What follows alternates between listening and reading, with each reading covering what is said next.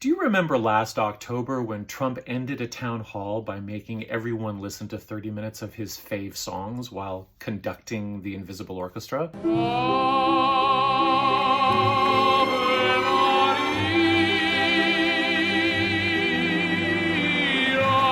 For me, that was a key moment for thinking about a core communications hold he has on followers, which is the trance state.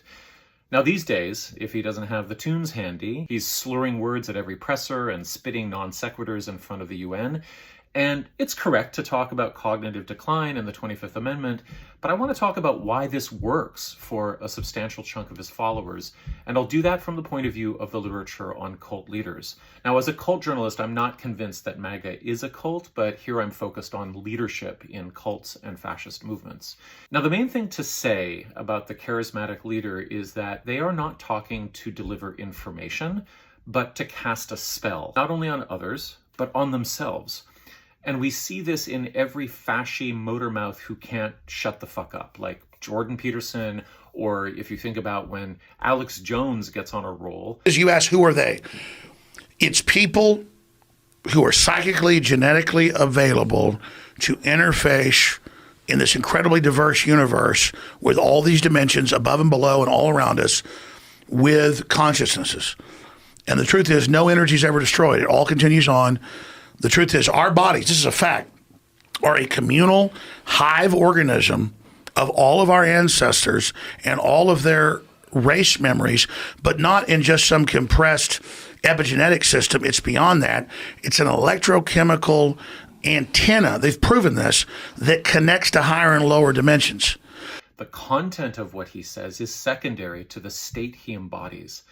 He's not communicating something to be understood, but rather broadcasting a trance state, and that is contagious to a portion of his followers. Now, the subject matter supports the trance state to the extent that it further helps entrance the followers. So here, yes, he's talking about aliens, but this only underlines the alienating experience of his own need to feel ecstatic or to stand outside of himself. So consider what happens when someone interrupts a guy like this, or even when a Trump handler nudges him back towards the teleprompter so he can get back on message. The goal of Trump is not to interact.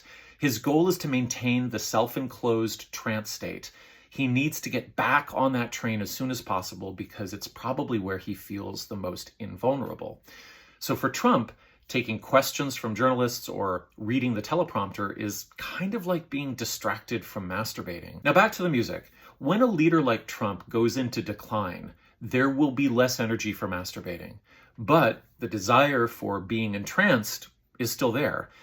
Watching Trump at the show tunes Love-In echoed many instances of cultic leaders I know about who, when they're exhausted, ill, and at their end of their cognitive rope, they outsource their emotional dominance subroutines to canned music that they personally find exquisitely sentimental.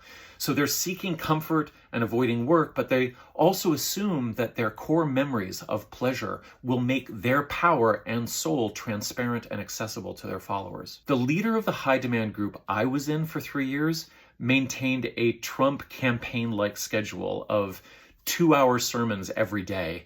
And over the years, he increasingly relied on his DJ to fill the room with emotional overwhelm whenever he gapped out.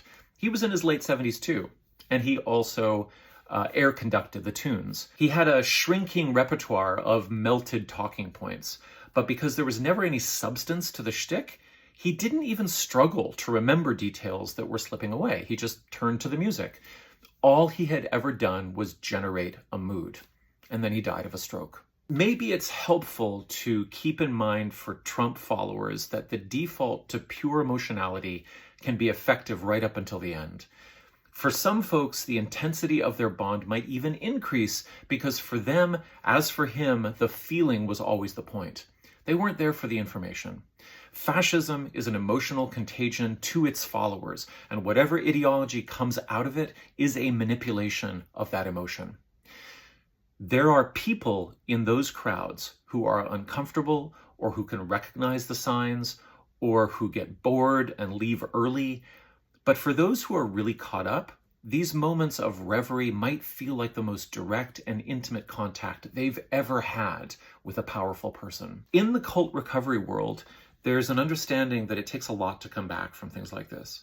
One thing to keep in mind for family members or friends is that because the entranced person felt like they were in a space of love, talking sense into them isn't going to hack it, and it may backfire.